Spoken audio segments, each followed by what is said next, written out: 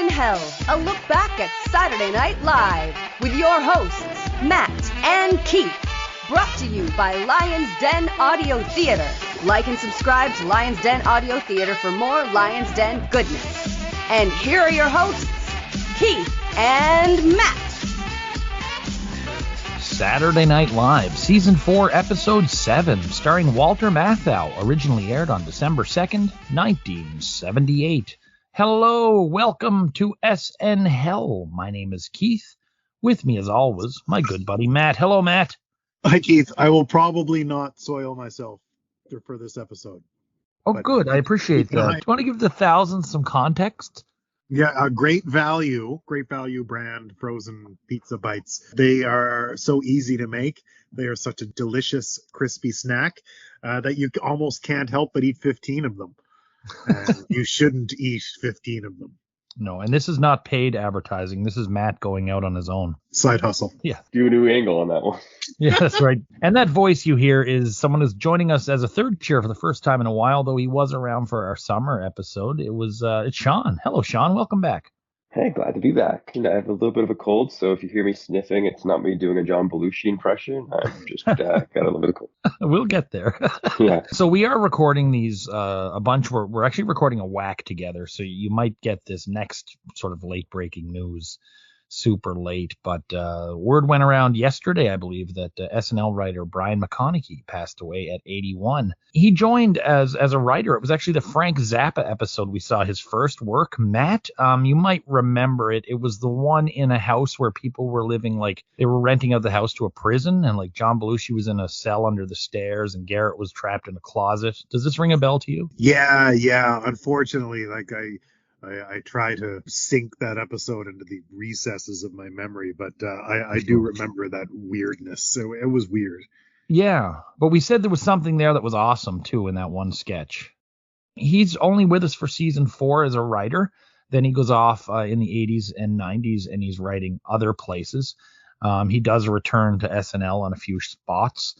He was said to be a wonderful guy, a comedy writer's favorite comedy writer. And he was part of the writing team for SCTV, National Lampoon Magazine, and then the radio show. He founded the American Bystander. He had a few different on-screen appearances in films like Caddyshack, Strange Brew, Sleepless in Seattle, and some Woody Allen movies I'm not going to mention. Also credit with writing about a dozen episodes of Shining Time Station, if you remember that show, which I see. Yeah. George Carlin, Ringo Starr, they swapped out, right? Yeah, it was Ringo first and then Carlin. And then at the very end, I think it was Alec Baldwin, or maybe that was just a movie. Sad to hear of his passing. It's been last few months have been very hard on SNL. A lot of prominent folks passing away from certainly behind the scenes. But this was another one that, we don't see as much of. But when you look into him, you're like, wow, this guy did everything. Tonight is the Walter Matthau episode. Just a very broad look at Walter Matthau, one of the most celebrated actors of his era. He was successful as both a lead and a character actor, and really had, 4 or 5 decades of steady, prominent employee. Arguably, he's at his peak in the 1970s. Certainly remembered for his decades-long association with Jack Lemmon. They made over 10 movies together. In 1978, Walter Matthau was in 2 prominent movies that hit theaters, Neil Simon's California Suite and House Calls. For me, Walter Matthau's career really comes down to 2 main roles for me. The Grumpy Old Men stuff, which I watched them when they came out. I was early teenagers, I believe. And a bit part as Russell Long in JFK, one of my favorite movies. Dennis the Menace comes to mind. And then the other one was that I watched when he was younger, was Charade with Cary Grant, which was a really, really good movie. Been remade a few times now, but that's those are 3 movies. And I also remember a big trailer where I think he played Albert Einstein. He helped a couple fall in love as IQ. Albert Einstein. Yeah, IQ. Yeah. But I just remember the trailer. That's it. Never saw the movie. I think that's the only place I know him from his trailers. I don't think I've ever seen a Walter Matthau movie. I haven't seen Grumpy Old Men. I didn't watch Dennis the Menace. I sure as shit didn't watch any of this stuff from the 70s. I don't really know how I know who he is, but I do. Charlie Varick was another one. Certainly, I think it was on A&E at least once a week. It used to be on A&E constantly. It would be like, your movie this week is Charlie Varick, and I'd be like, well, that was last week's movie, but yeah, I must have seen Charlie Varick in different bits and pieces, probably 75, 80 times. It was on all the time back in the day. He was in the Bad News Bears, right? Like, oh yeah, he was the coach. Yeah. See, I remember hearing like nothing but good things about that movie, but I never saw it. Well, it certainly inspired so many other movies that are like, I mean, the Mighty Ducks owes their existence to Bad News Bears, you know? Yeah. Coach that doesn't want to be a coach. Yeah. So Jane Curtin has cited Walter Matthau as her least favorite host of the period. She suggested that he was a little too silly and just wanted to kind of play around with the material, wasn't into the prep and rehearsal, and that he was disrespectful of their working process because he just kept kind of getting distracted and getting other people distracted and just wanting to goof around. Knowing who has hosted in the first 4 seasons up to this point, Walter Matthau seems like such a strange choice for someone to say as the worst host. It's a weird one. Any reaction to that, fellas? It does seem pretty weird. It's just a silly old man. I mean, you just had Frank Zappa on. How could it have been worse? Mm-hmm. For me, I actually, hearing that makes a lot more sense watching the episode. I found like anytime he was on, it was always obviously written one way, but he decided to do it a different way. And like it just always felt like there was never any commitment to the sketch and caused that sketch to just peter out. Like even his opening monologue, I thought he was going to come off as being like, you know what, here I am, this veteran actor, going to shell out and give all my experience, and just fell flat. He's just like, well, I don't want to play that character anymore, so I'll play this character instead. And the joke just went in a different direction. Yeah. And you're like, and to the point where it's like, did he even write that himself? I wondered. Like, there was definitely a few times where I think he might have ad-libbed a bit. Yes, so just hearing that goes, that makes so much more sense watching it. Future host Maureen Stapleton is in the audience tonight. Both Matthau and Stapleton work together in the movie Plaza Suite, and he actually does a couple shout-outs to her. There is one iconic SNL sketch that was written for this show, but Matthau turned it down, and we're going to see it in a couple of weeks in its final form. Aykroyd takes the role instead. 3 days after the airing of this episode, the Blues Brothers live album was released. So this is kind of the last episode before Belushi conquers the music world as well. So we are now at the cold open, and it's Belushi as Fred Silverman. Matt, we recently talked about Fred Silverman and his impact on the show. Fresh in my mind, yeah. Yeah, bear that in mind when we talk afterwards. So we have John Belushi as Fred Silverman looking at the schedule for the network's season. He is obviously very flustered. Gilda, as his secretary Barbara, comes in with some applesauce she has to feed to him. Fred is upset that he's had to cancel 9 shows. They were terrible, but they were just as bad as the shows that did really well over on ABC. They knock a show called David Cassidy, Man Undercover, which was actually a legit police drama that started the year 1978 and was canceled by that point. Silverman rethinks it as Donny Osmond, Man Undercover. They wonder what can ever fit between a show about a truck driver and a cop show, and Barbara suggests a show called Roadblock. Silverman loves the idea. Well, he says he hates it. He says it's terrible, and therefore he loves it. Barbara suggests that maybe they are underestimating the intelligence of the American viewer, and she is immediately fired. Barbara gets angry and grabs Fred by the tie and says there's one thing she wants to say before she leaves, and that's live from New York. I thought this was a pretty funny piece. Belushi and Gilda were both very, very good. Double-edged sword to this one, though. On one hand, they're making fun of the network that they're on, which is always kind of funny. On the other hand, they are publicly bashing their boss, who backstage has been counting on Gilda leaving SNL for a show of her own and is really struggling in his new job. So this is another example of how the Saturday Night Live Fred Silverman relationship is going to go.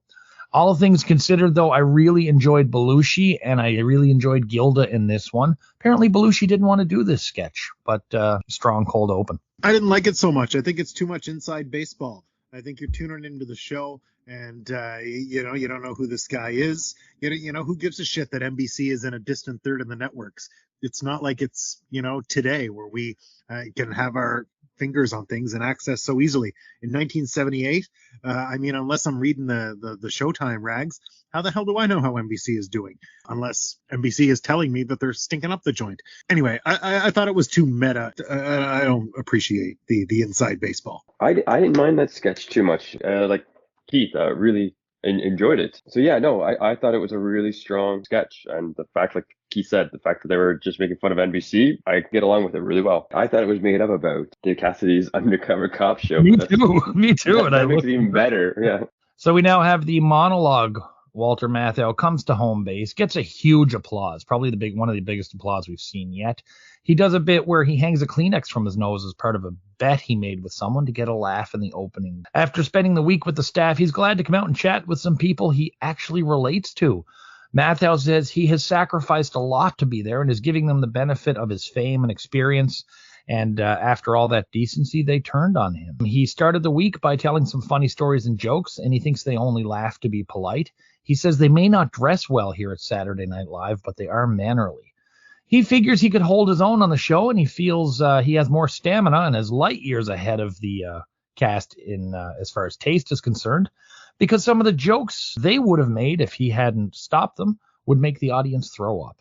He says there isn't going to be a switch here where he drops his pants, teases dropping his pants and doesn't. There was something here, but it wasn't a great monologue. It kind of reminded me of one of Buck Henry's monologues without the crawl. So it's like the monologue without the joke. Matthau kind of has this halting delivery, which means said to me he's either relying heavily on the cue cards or he timed things out for jokes that people didn't laugh at. Can't really gauge what it was. But I mean, it wasn't a terrible monologue. It just wasn't a great one either. I think I mentioned earlier, everything felt like it was going to go one direction, and then he went into different. Like, he came off as like, oh, I'm going to be the cocky actor, and then went into the more self-pitying actor, and then was going to make a joke about the pants, and then stop at the commercial. That was it. And like you said, that pausing just made me think, like, did he write this himself, and he's just going off his own riffing and ignoring the cue cards? Yeah, I don't know. I think he was reading the cards, but there was a weird pace to the delivery. Okay, first of all, tall motherfucker. Holy cow. I had no idea what a tall drink of water this guy is. I really like that he said he sacrificed to come here. I thought that was cute. He kind of made a mention that maybe he's like, going to be too big a movie star for this affair. But he wasn't selling that at all. In fact, I found the whole thing really rambly, and it just kept going, and I hated his delivery. The audience wasn't laughing. I wasn't laughing. And other than the pop he got at the top, man, I thought this was basement tier monologue. Hated it. He was 6'2", Walter Matthau.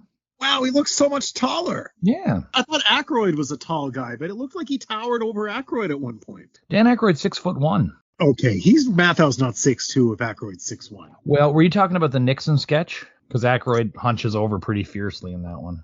I'll let it go. Okay. He's a tall old bastard. Our next bit is a commercial for Epoxident.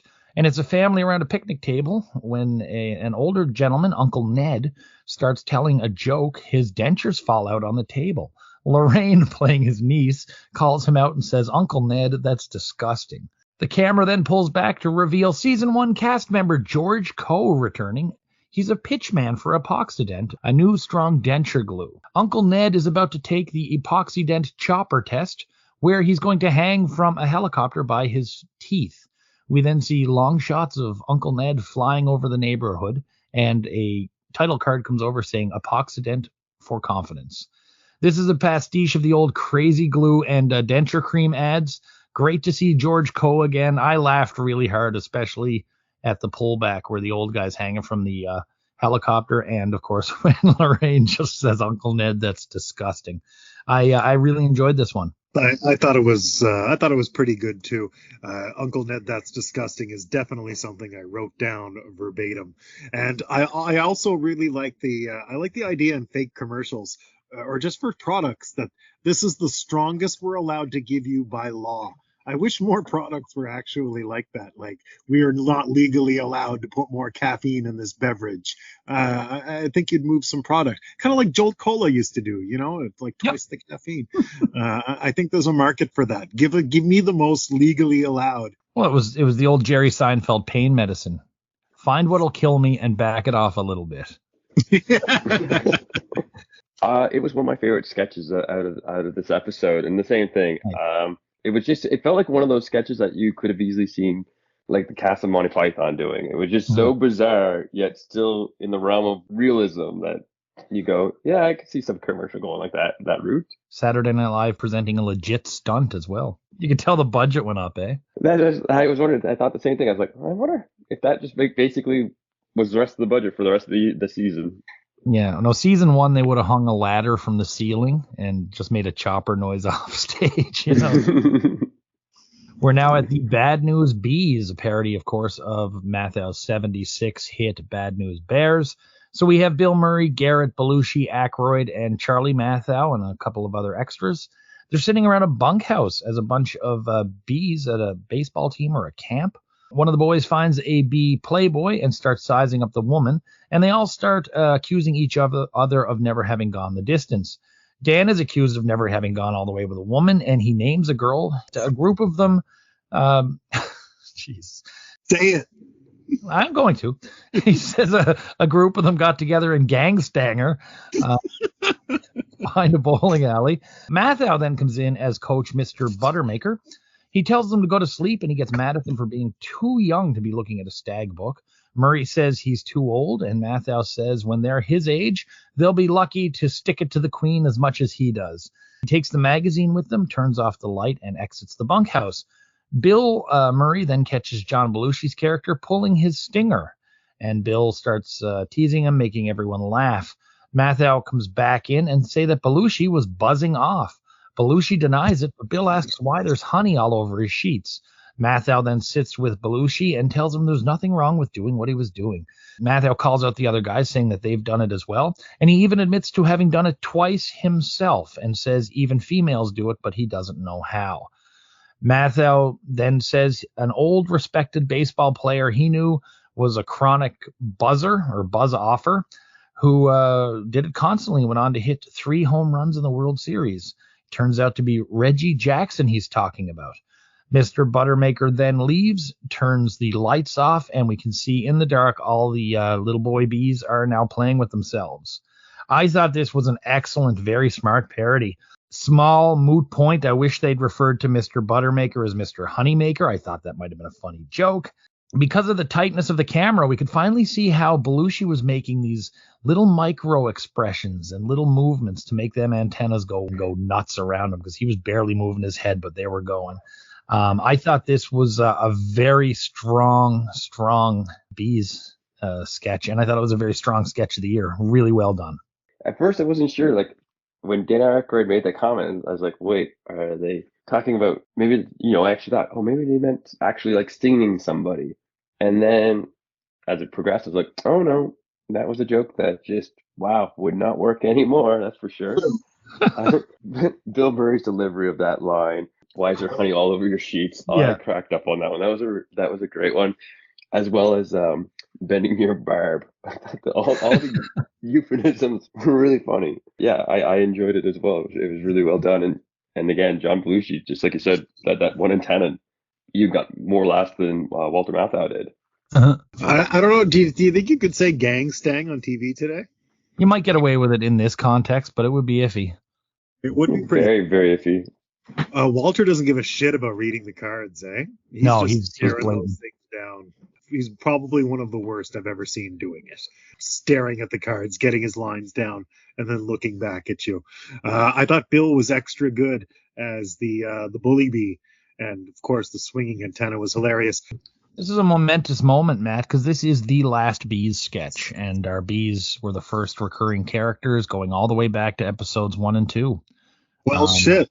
This is it. Yeah, I announced prior that was the last Bees sketch. I was using a bad source at that point in time, but this is it, the end of the line for the official Bees. I'm sure Belushi wasn't losing any sleep over it.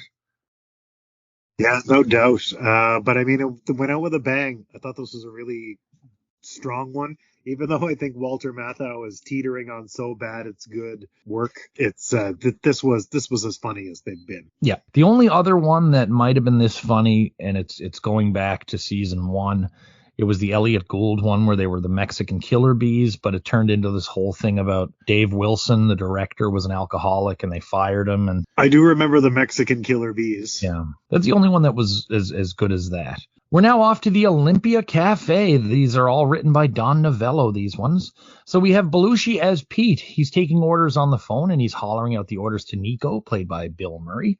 Pete goes out to unclog the toilet. Jane, playing a customer, tells Nico that she wants her cheeseburger cooked more.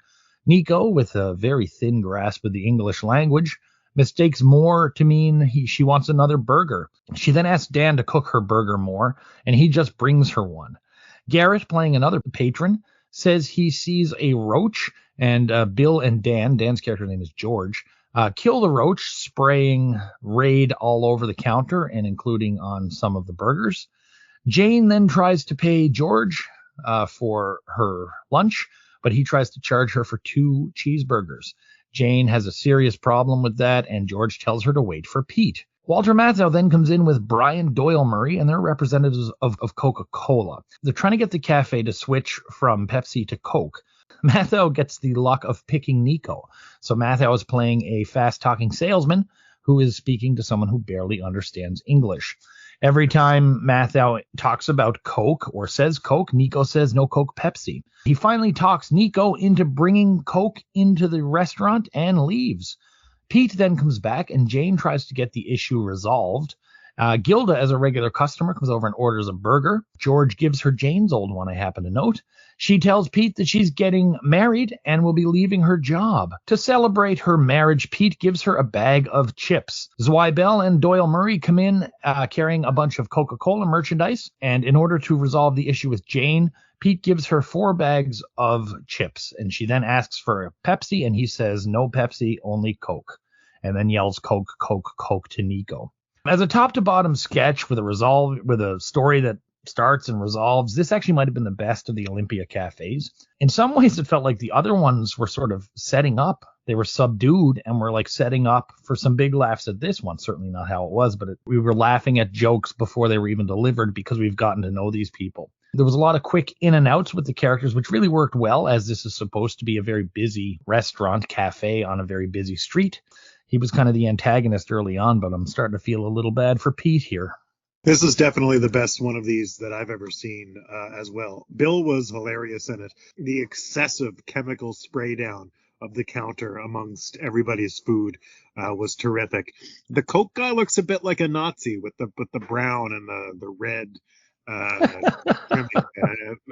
Got real Nazi vibes on the red badge. Bill's vacant stare sold the whole thing from me. Jane was great. I thought it was long, but it was super fast paced and really big pop for the no Pepsi Coke line. I guess I've never seen the other Olympia sketches. Hearing that this was the best one makes me go, oh, at least I'm not missing out on too much. I didn't care for this episode. No. The sketch, and like I guess that's it, maybe because I don't know all the characters and they've been reoccurring. Like it dragged on way too long for such a very subtle conclusion of no Pepsi, just Coke. And again, now maybe going back, if I'd watched all the previous ones and seen this, I'd be like, oh, okay, because you guys obviously really enjoyed it. Yeah, I'm thinking the setup from the other sketches was crucial to liking this one, I think. Yeah, I think so too. It's been a nice build, and I think the reliance on knowing the dynamic of the characters. Belushi's the boss, and Dan is kind of like this cantankerous smoker, and Bill has that innocent, vacant Forrest Gump expression, and just the general frustration of the customers. Yeah, there's definitely payoff here that has more value if you've been following along. In bed on the night of her parents' 25th anniversary, Gilda as Hillary and her husband Mark, played by Bill Murray, are staying in her childhood bedroom. She says she used to dream about her future husband there and practiced by kissing her pillow. Bill says she needs more practice, and they go in to start kissing each other. Matthau, as Gilda's dad, comes in at a really bad time. He notices that the pair of them have moved the 2 twin beds together.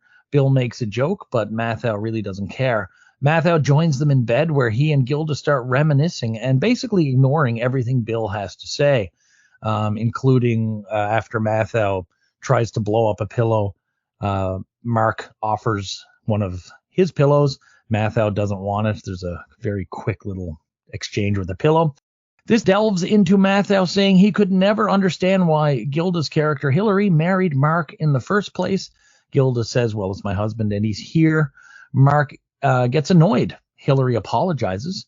The father and daughter start singing Row, Row, Row Your Boat in a round. When Bill joins in, Hillary says he's throwing her off. Gilda then starts to sing Tora Lora Lora, and Matthau goes to sleep on her shoulder. Gilda then says she's going to go say goodnight to her mother, leaving Mark and Dad in the bed together.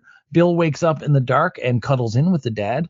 The dad wakes up. Bill then tells the dad to go to sleep with his own wife, and he'll sleep with his own wife. Bill was excellent, trying to be part of the conversation, but continually getting shut out. Gilda and Matthau were very kind of touchy and cute together as father and daughter. Sketch was good, but at the very end, there's this very long bit taking us out. It almost seems as if somebody forgot a last line, or maybe the camera was just lingering too much. I also thought the final line of Bill saying, you go sleep with your wife and I'll sleep with mine, was kind of a rude and flippant remark that really didn't jive with the rest of the sketch. So it was kind of a jarring ending, but I thought it was an okay sketch in some ways and kind of bad in others. Yeah, to me, I think this was my favorite of the Walter Matthau sketches, where he was more of the lead. Like, I mean, he was in the B one, which was good, but basically a lot of the same comments you made. I really enjoyed the fact, even how when he's just started bad-mouthing Mark, and they're like, who is he again? And he's like, he's Mark. I married him. I love that bit. And the same thing. Yeah, the ending to me, making fun of Bill Murray, and Bill Murray playing that character of like, oh, I just wanted to be liked by you, but I knew I couldn't. When he made that comment, it was just like, yeah, it didn't really work. This one wasn't for me, guys. I thought this was really slow and clunky and awkward. I got a couple of chuckles, Sensible Chuckle magazine, from Walter being nasty to Bill. And I really was kind of hoping his growing frustration at being ignored was going somewhere. But I don't know if they just went a little too real with it or something. But the pacing of it was terrible. And again, maybe, I mean, you kind of mentioned, Keith, that maybe somebody missed something or the camera lingered or something. And I don't know what the cause was, but the results were on screen and they were dreadful. Watch it back. The audience did not like this either. We are now off to Weekend Update, and this one is brought to you by Logs. It's the pantyhose for tree stumps. Pope John Paul II just beat the 31-day record of John Paul I, being the longest pope ever named John Paul. And then there's a shot of what looks like him throwing a 9-year-old said to be an excommunication. A photo of Jim Jones comes up. Bill Murray says it's Chuck Barris in town with a new version of The Gong Show. This one actually gets booze. This is the first episode to happen after Jonestown, and the show is told, do not touch that subject with a 10-foot pole, and rightfully so. I would not want that in the hands of these folks. Bill then talks about the murder of Mayor Moscone and Harvey Milk, who he calls Harry Milk, down in San Francisco. Says Lorraine is reporting from San Francisco. It's actually a video of Mao's funeral, but Lorraine says it's San Francisco and it's in the predominantly gay Chinatown. Mattel in East Germany is selling Nazi memorabilia. Mattel says, I'm innocent. I'm only filling orders. Bit about Irish Spring contraceptive. And then Belushi comes in to talk about helping the needy over the Christmas holidays. Says it's just as rough for the non-needy. Talks a bit about trying to get a pony when he was a kid and sharing a joint with his friend Steve, where they were just passing the same joint back and forth. The suicide rate going up because people have to spend time with their family. He's angry about sap getting stuck on your hands from Christmas trees. Jane tries to interrupt, and he starts ranting on Thanksgiving as well. Says he spent most of his Thanksgiving in a hotel in L.A., got no dinner, and had a veal cutlet from room service. He then goes back to the pony and talking about shooting families with a shotgun. He then does his fall out of the chair dying thing. So about the whole Weekend Update here, holy dark. I mean, we've got dead popes, we've got Jonestown, we've got Harvey Milk, Red China, Nazis shooting families. I sort of said, are they sure Michael O'Donoghue has left the show? This was not a great Weekend Update. I didn't mind the darkness, but I just thought some of the jokes were there. I did kind of mind the Jonestown darkness. I don't know why, but that's one of them things to me that you just keep your hands off of. Belushi thing was all right. It was definitely a slower build, and he didn't go as wild as he has, but I thought it was pretty darn good. Yeah, I was like, wow, boos. I don't think I've really watched much Weekend Update where if I've ever heard boos, usually I come groans, but an actual audible boo. As for John Belushi, I really liked his bit. I think he saved. But I was like, oh, okay, this is the John Belushi where Chris Farley really started to imitate. Yep, the influence is obvious, especially when he's doing that one where he falls out of the chair and stuff. Yep. Keith, I'm going to have to disagree with you. I thought this was an extremely strong installment of Weekend Update. JP2, I mean, that gets a laugh out of me right away. I do not think you should joke about Jim Jones. I agree. I don't know the timeline, like how much graphic detail did they know when this hits the air? But I mean, they knew enough for the audience to boo them, so fuck you a little bit. That's in poor taste. You shouldn't joke about Jim Jones. Those are dead kids. Lorraine saying with complete earnesty, grief-stricken Chinese homosexuals certainly made me forget about it. I thought her whole segment was hilarious, and I really liked the way she says homosexual. And I don't really think that segment gets on the air today either. There is a very dark tone to the whole thing. It's incredibly sleazy. I find this whole episode weird and sleazy and kind of all over the place. I thought Bill and Jane are super comfortable with each other. This was as good as I've seen her with a partner. Certainly better than she's ever been with Aykroyd. And I really like Belushi's going off the rails character in general. I mean, I don't like the holidays either, pal, so I really just agreed with him the whole time. And when he said, if anybody even mentions my pony, and he fell over, it was laugh out loud funny. I thought this was a sleazy, coke-fueled, awesome edition of Weekend Update. And for the record, it's 2 weeks after Jonestown. So. Okay, so you probably don't have graphic detail yet, but you know a bunch of people are dead, so too soon. I'm thinking about the news footage, and I don't know. I think you would have had enough. Yeah, you're right. And we now have a new Dick. It's Franken and perhaps Davis. I think it's Davis that wrote this one. Nixon is writing a letter to Strom Thurmond congratulating on his win. He is asking Thurmond to support the repeal of the 22nd Amendment, keeping someone from becoming president more than twice. He signs the letter with a name he finds in a phone book. Lorraine is the secretary, buzzes him and says that Ernie is there to see him. Nixon asks her to send Ernie in. Ernie is played by Walter Matthau. Turns out he was behind Chappaquiddick, poisoning Mama Cass, starting the Chicago riots, and he's working for Nixon to get him reelected. Ernie has printed up some bumper stickers asking if a country can really be free if a man can only be president twice. Nixon finds that bumper sticker a tad too busy, and he presents a bumper sticker saying, tanned, rested, and ready.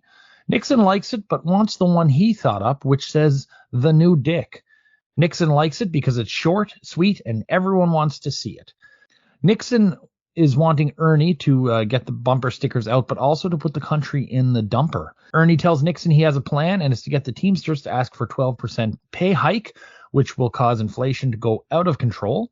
Nixon also thinks you can get some photos of Sadat having sex with a Jewish girl, and to put the photos out all over the world, most importantly in the Middle East. This will help destroy Carter's credibility for his work at the Camp David Accords. Matthau suggests that Jerry Ford should be Nixon's running mate this time around, and he says a good slogan would be the president's for president. Nixon is excited and calls the family in, tells Ernie to take off. And we have Bill and Gilda coming in as David and Julie Nixon Eisenhower, and Jane returning as Pat Nixon. Nixon asks them what kind of wish they would want right now. David wants a chocolate factory. Pat says she just wants to be left alone, and Julie wants her daddy to be reelected. He then reveals the bumper stickers and says they are short, sweet, and everyone wants to see it. And Pat says it's short, sweet, but nobody wants to see it. This sketch was way too long. There was a lot of unnecessary stuff in it. I have kind of been the in-house champion of these Nixon sketches from the beginning, but this one was a little rough. The first bit was great, a lot of good jokes there and an excellent premise. Matthau was obviously reading the cards, and his pacing drove this sketch to a crawl. There was no need for the second part after Nixon goes back and starts typing again. It just brought in some folks for some pretty meh impressions, and leading to a weak punchline that you could kind of see coming a mile away. A little footnote here, though, for this sketch. David Eisenhower becomes the first person on SNL to have been impersonated by 3 different people. Dan voiced him in a sketch back in season 1. Chevy then played him also in season 1, and now Bill's playing him now. So that's a little footnote of historical import. But I was really disappointed with this sketch because I thought it started very strong and quickly went into the dumper. I think I'm pretty much with you on that. First of all, as soon as I saw Nixon, I was like, you know how I feel about the Nixon stuff. But I've found this episode pretty off the rails, so I was willing to give anything a shot at this point. I know this doesn't make sense because of how it happens chronologically, but Nixon was very Mr. Burns. I thought the new dick was a pretty funny bumper sticker. And generally, it's a better use of Nixon, at least in these historical flashbacks. I really don't think you can say Jew lover anymore. It was way too long. But Bill Murray wanting a chocolate bar factory did get a laugh out of it. Yeah, agree to disagree. I actually enjoyed the sketch. It was once Walter Matthau left that I felt it started clipping along again. Bill Murray was great. I knew that punchline was coming. I was okay to wait for it to get to its conclusion. I think even now, just watching that sketch, I was like, they could redo that again with another certain wannabe president writing letters, and it would work. So yeah, no, I really enjoyed it. Yeah, you could do it again with another president coming back. You could even bring in the son-in-law and the daughter too. Yeah, okay. Like I don't get all these references, but you switch them around and it would work. We're now off to Woman, and I think this was written by Rosie Schuster and Ann Beats. This is our second installment. It's a television show hosted by Connie Carson, played by Gilda, a career woman who makes her career talking to other career women about their careers. And tonight she's speaking to Vanessa Lake, played by Lorraine, who is a professional model. Carson wonders if Vanessa worries about getting old or gaining weight. Vanessa says she doesn't. She's just one of them people that can't gain weight. Carson then wonders if Lorraine has a perm or if her hair is natural. Vanessa says her hair is natural. Connie then wonders if she should get a perm, but Vanessa says it's probably too late as perms are gone out, though it would have looked great. Connie, seething with jealousy, then says that Vanessa is the type of woman that other women love to hate. Vanessa is fine with that because all her closest friends are women who other women tend to hate. Connie then asks if people take it for granted that Vanessa is stupid, and Vanessa says she's not stupid. She's quite intelligent. Connie then assumes that Vanessa sleeps around, but Vanessa says she's married to her best friend. Connie then says she'll be back next week asking Liz Taylor about how she copes with the press, hounding her about how fat she is. First of all, with this sketch, both performances were great. They were both doing kind of over-the-top characters, but not so over-the-top it was obnoxious. As with the other Woman to Woman, we saw there's something in the writing here that's very real about subsections of certain left-leaning groups, exemplified by like the Connie character, and her assumption that because Lorraine's character is a rich, successful, and beautiful model, she must not be happy or smart or living a very clean life. This could be played today. It's characters like Connie that I kind of get a kick out of. I thought this was a fantastic display of performances. When Gilder pretty much straight up called her a whore, I thought that was really funny. I thought Lorraine stole the show. This was like a fascinating little character sketch of her as a coked up 70s model. And I thought it was hugely successful, and she was great in it. I loved it. I really enjoyed the performances. I felt like there was a lot of good things in the sketch, but I felt like it was one of those ones that it just needed another work through to be really solid. I felt like if they could have made Gilda Radner just a little bit really more blatant with the hypocrisy, it would have worked. Yeah. Because I felt sometimes it's like, is she being catty or is she just, choices just weren't strong enough, I think. It just needed another polish. So, in the annals of Saturday Night Live, this episode is credited as not having a musical guest. To those annals, I say, fuck you. There is a musical guest tonight, and it is Garret Morris. Matt, is Garret Morris tonight's musical guest? Absolutely. I was annoyed as fuck when they were doing the upfront stuff at the top. Yeah. They just slid it by without even mentioning him. Come on. Now he deserved the nod in the credits. At first, I said, well, he should have credited him. And then I'm like, well, he's already on the show. But the Blues Brothers got a credit last week. Whether the annals recognize it or not from here on out, anyone who's listening this, if you're ever talking to somebody about this episode of Saturday Night Live, say, yeah, you know the one. Walter Matthau was the host. Garret Morris was a musical guest. That's part of our public service, Matt. Yeah, don't talk to me about the Blues Brothers. So Walter Matthau was a fan of classical music, was known to take it and listen to it in his trailers. When he was asked to do the show, he said he wanted someone to sing, and Garret Morris was that someone. Matthau requested that he sang Dalla from Mozart's Don Giovanni, and that's what we get. Garret Morris with a small orchestra features some of the SNL band, which is extra cool. We have Howard Shore conducting, Lou Marini on flute, Cheryl Hardwick on piano. Those are the three I saw. So Garrett sings. Matthau loves it, says they'll be right back with more of the regular crap. I adored this. Garrett was absolutely a perfect musical guest.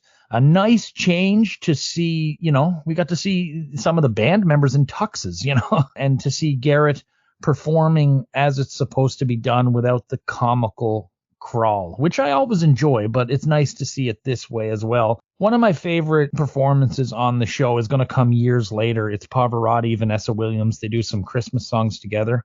And I do think that the breadth of what can be presented musically on this show has always been a little more narrow than it needs to be. Of all the concessions that I've heard people making for hosts on this show, not too many, but there's been a few. This is the sweetest one. So well done, Matthau. Well done, Garrett. I think, Garrett, when you told me that he was the musical guest, I thought, oh, he must have left the series and he was just coming back as a musical guest. When he showed up in the credits, I was like, oh, okay, I'll see where this goes. I think, unfortunately, the acoustics of the studio did not help him. He did a really good job. I'm not saying he was awful, but it was an open stage studio, so it had that little drawback. But he did phenomenal.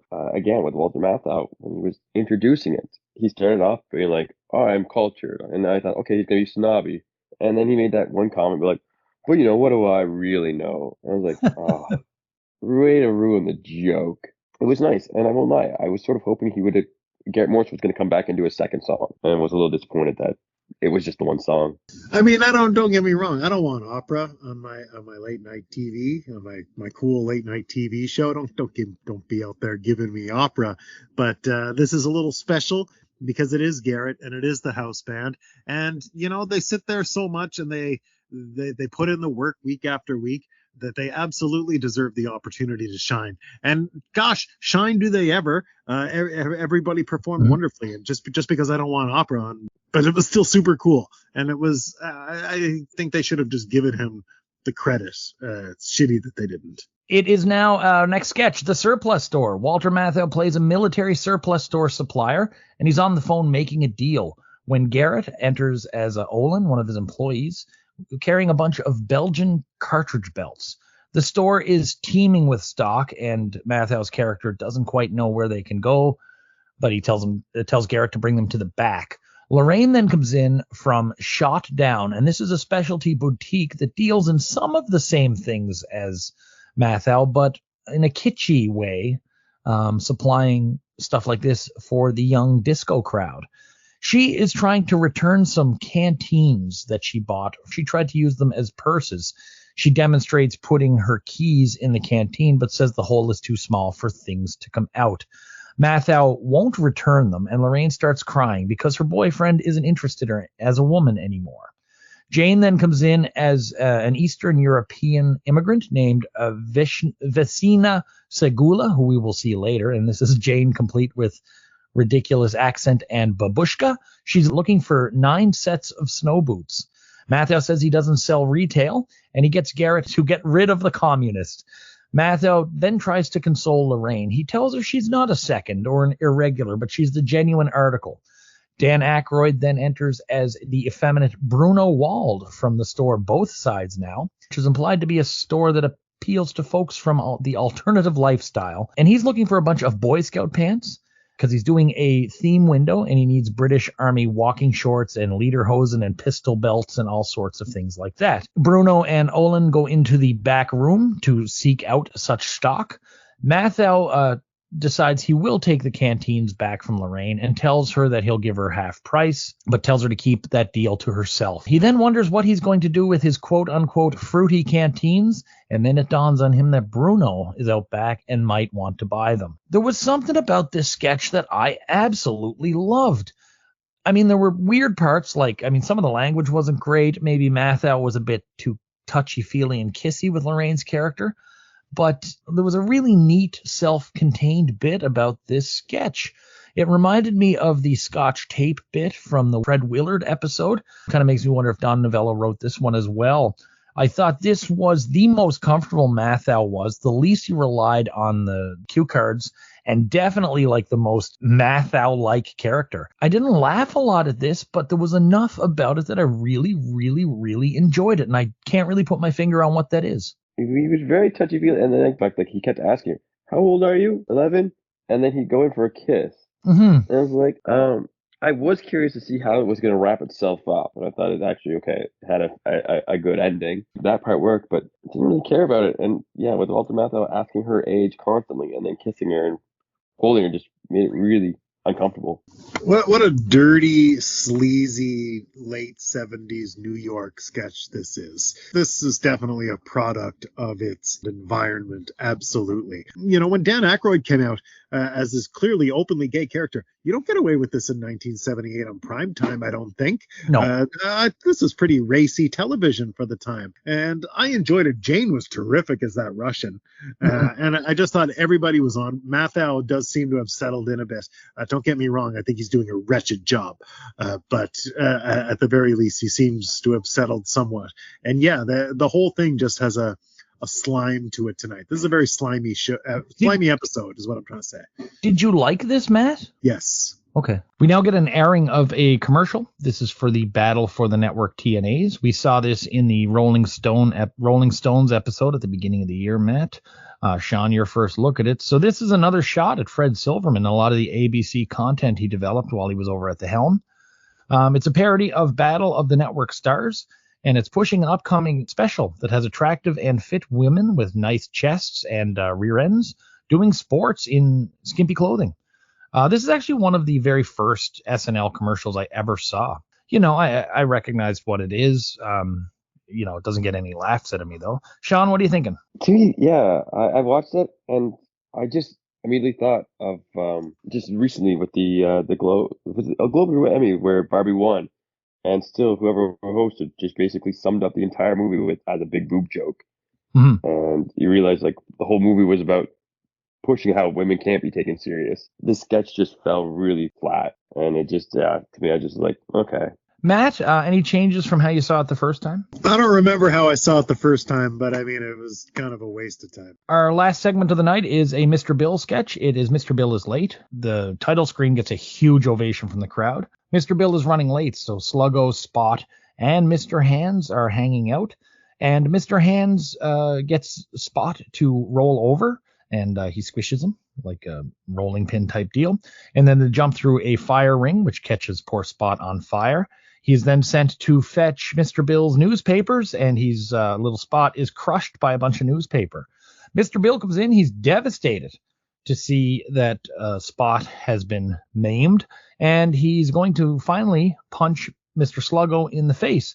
Mr. Hand then squishes him before he has the chance. Another Mr. Bill. The formula was shaken up a little bit here, and I actually kind of enjoyed this one. It was so cruel. This one was just sadism. Mr. Hand is a serial killer. Absolutely. Richard Ramirez is Mr. Hand. Here's your dead dog, you fucking loser. That's what I got from this. It was evil. That was one of the notes that I made was, wow, Mr. Bill got the strongest reaction out of all the sketches. That's what people really wanted to see this week.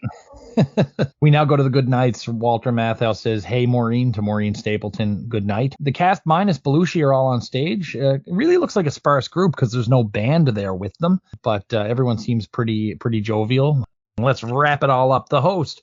Thought he was very good, but more than any other host, I found his pacing and his reliance on the cue cards made him a little tad slow at times and even sloppy. He definitely brought down some sketches. I don't think anything was brought down to the level where it actually sucked. I kind of wonder if the pacing was so bad that something was cut at the 11th hour mid-show. They're like, okay, we can't do that, so we'll just throw on the network TNAs. There's a definite Walter Matthau vibe, and I thought he stuck with it throughout the show. He never played against type at any point.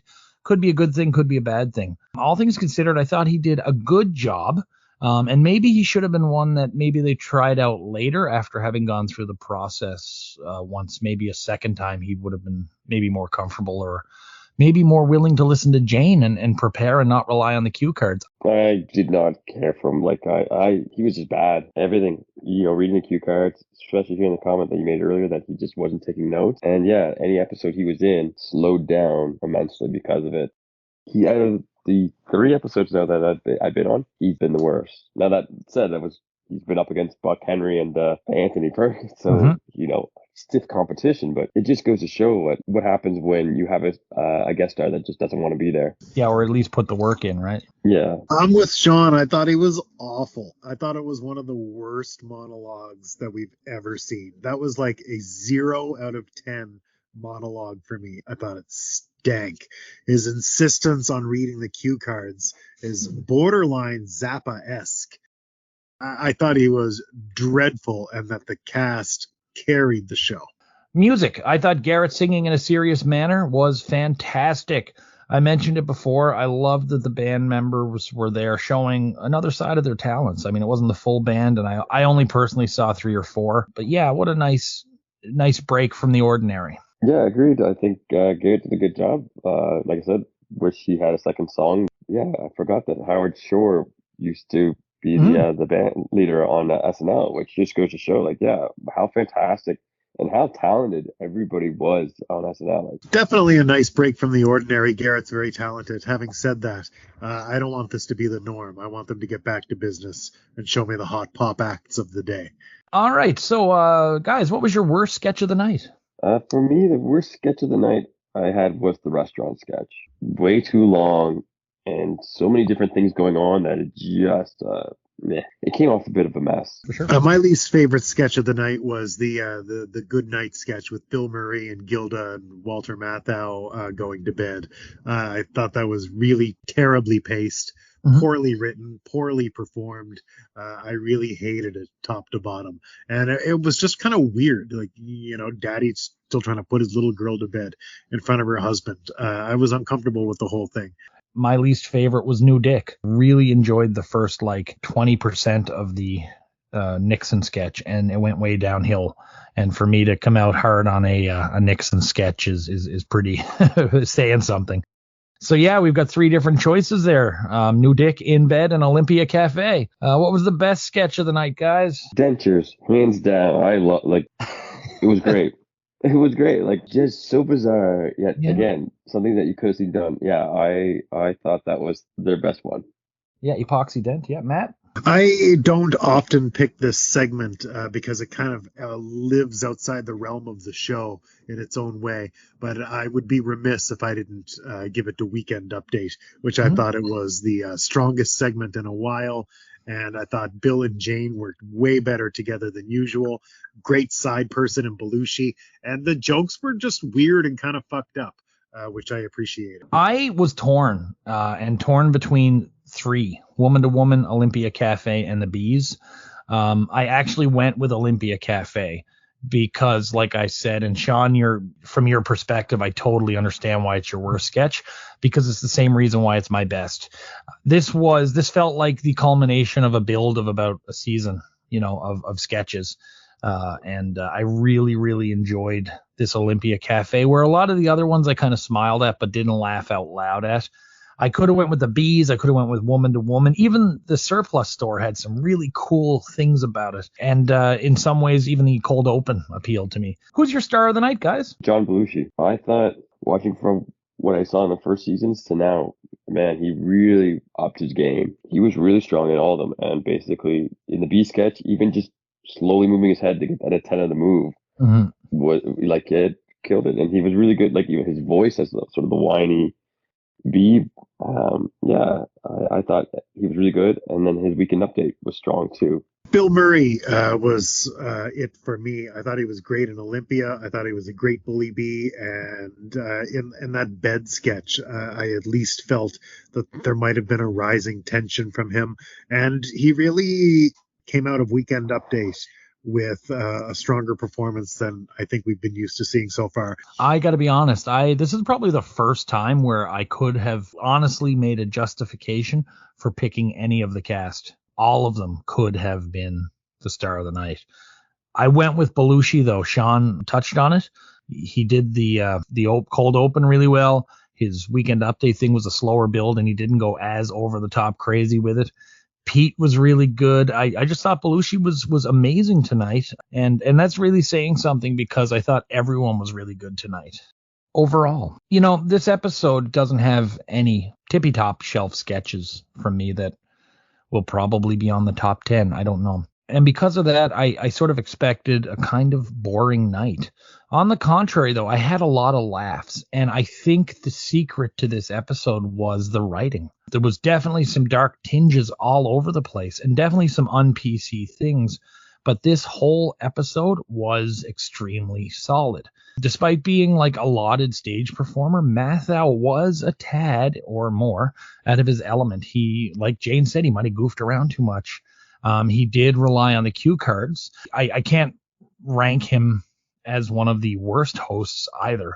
So we had an excellent show with a very awesome musical guest and a host who kind of was average or slightly above or slightly below, depending on how you want to look at it. The show was probably slower paced than it should have been, and I did find some low energy, and that may have come from just Matthau's vibe, or maybe people are tired. Christmas is coming. I certainly didn't suffer as much as I have on other nights, and really enjoyed a lot of sketches, which is what brings me to the dance. All things considered, though, I am going above average on this one. I'm giving it a 7 out of 10. I haven't been around as long, but just with the 3 episodes, I'm giving it a 6. I thought this was a real mess of an episode. I do think the writing was strong. I thought Walter Matthau was pretty terrible, and that the cast really carried the whole thing. I really thought this was one of the more sleazier, cocaine dripping episodes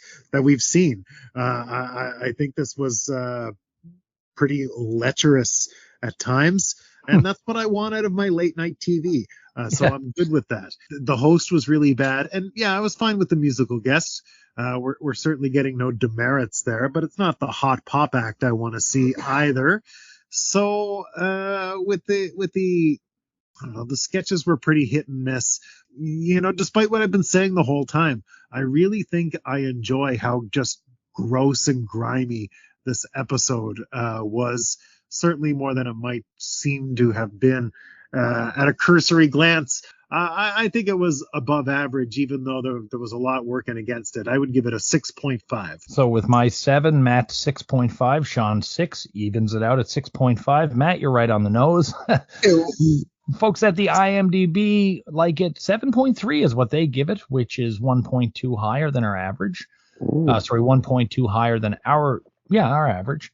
We're not too far off from our 1.5 exchange rate established back in episode 2. That's holding steady, Matt, which I'm really enjoying. Yeah, it's pretty fun to see. So that was it for Walter Matthau. We don't see him back as host ever again. So, Shawn, thank you very much. You're going to be back in about 2 or 3 episodes. Matt, next week, do you remember who the host is and the musical guest? Eric Idle, yeah. Oh, and Kate Bush. Yeah, Eric Idle, Kate Bush, and Adrian is going to be joining us for that. Look forward to Kate Bush, too. Yeah.